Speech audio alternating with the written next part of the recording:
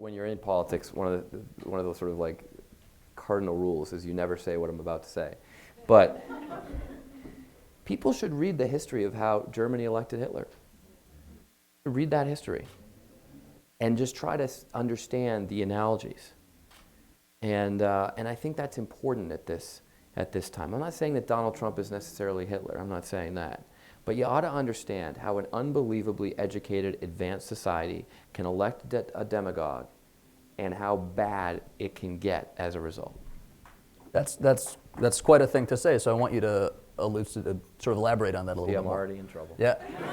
You've opened that door. I want to hear a little bit more about that. Walk me through those historical...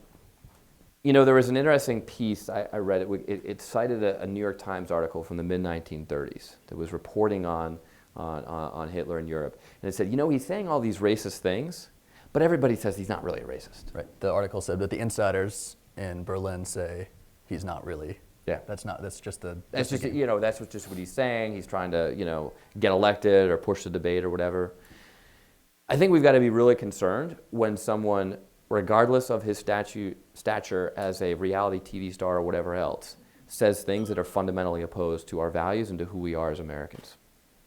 It's dangerous.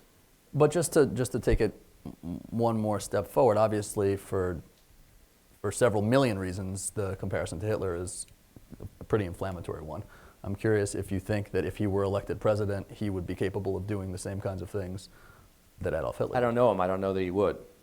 But he certainly talked about carpet bombing the Middle East. That's his approach to ISIS, which, by the way, it's just fundamentally stupid. He obviously has absolutely no idea how to fight terrorism. He's someone who's never done that. He's never had to put his life on the line for the country, but he's absolutely no idea how to fight terrorists without creating more terrorists in the process. So his ideas are not only radical, ridiculous, and immoral, they're also really stupid. Okay.